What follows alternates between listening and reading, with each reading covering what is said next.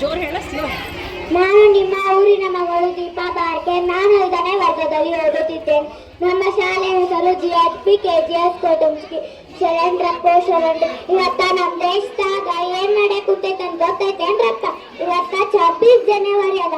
ಅಂದ್ರ ನಮ್ಮ ದೇಶದ ಆಡಳಿತ ಹೆಂಗ್ ನಡೆಸ್ಬೇಕಂತಂದು ಡಾಕ್ಟರ್ ಬಾಬಾ ಸಾಹೇಬ್ ಅಂಬೇಡ್ಕರ್ ಅವ್ರು ಒಂದು ಕಾನೂನಿನ ಪುಸ್ತಕ ಬರ್ತಾರ. ಅದಕ್ಕೆ ಇನ್ನೊಂದು ಹೆಸರಿನ್ಯಾಗ ಸಂವಿಧಾನ ಅಂತ ಕರೀತಾರ. ಅದು ಇದು ಜಾರಿಗೆ ಬಂದ ದಿನ ಆಗೈತಿ.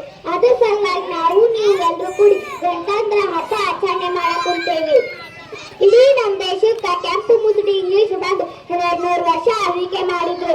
ನಮ್ಮ ದೇಶದಾಗಿನ ಸಂಪತ್ತೆಲ್ಲ ಲೂಟಿ ಮಾಡಿದ್ರು. ಅವಾಗ ನಮ್ಮ ದೇಶದ ದೊಡ್ಡ ದೊಡ್ಡ ನಾಯಕರೆಲ್ಲ ಬಾಳ್ ಮಾತಾಡಿದ್ರು.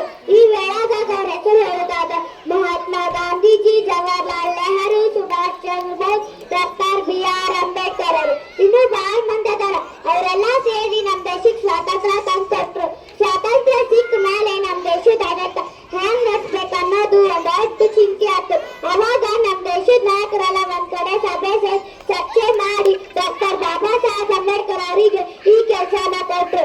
ಇವರು ಇಡೀ ಜಗತ್ತಿನಾದ್ಯಂತ ಬೇರೆ ಬೇರೆ ದೇಶಕ್ಕೆ ಹೋಗಿ ಅಲ್ಲಿನ ಸಂವಿಧಾನ ಅಭ್ಯಾಸ ಮಾಡ್ಕೊಂಡು ಅದ್ರಂಗ್ ಚಲೋ ಚಲೋ ವಿಷಯ ಆಯ್ಕೆ ಮಾಡ್ಕೊಂಡು ನಮ್ಮ ದೇಶಕ್ಕೆ ಏನ್ ಹರ್ಕತ್ ಆಗೈತ್ ನೋಡಿ ಅವನ್ನೆಲ್ಲ ಸೇರಿ ಒಂದ್ ಪುಸ್ತಕ ಬರೆದ್ರು.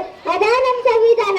ನೋಡ್ರಿ, ಸಂವಿಧಾನ ಬರೆಯೋದೇನ ಸಾಮಾನ್ಯ ಕೆಲಸ ಮಾಡಿದ್ರೆ ಅದನ್ನ ಬರೆಯಾಕ 2 ವರ್ಷ 11 ತಿಂಗಳು 18 ದಿನ ಹಿಡ್ದೈತಿ. ಇದು ಈ ಸಂವಿಧಾನವನ್ನ 1950 ಜನವರಿ 26ರಂದು ಚಲಾವಣೆಗೆ ತಂದ್ರು. ಅವತ್ತಿಂದ ಇವತ್ತಿನ ತನಕನೂ ಈ ಹಬ್ಬನ ಧೂಮ್ನಿಂದ ಆಚರಣೆ ಮಾಡಕ್ ಕುಂತೀವಿ. ನೋಡ್ರಿ, ಬರೀ ಹಬ್ಬ ಆಚರಣೆ ಮಾಡಿದ್ರೆ ಆಗಲ್ಲ, ಅದನ್ನ ಚಂದನ ಕಾಯ್ಕೊಂಡು ಹೋಗ್ಬೇಕು. ಅದು ನಮ್ ಧರ್ಮ ಆಗೈತಿ.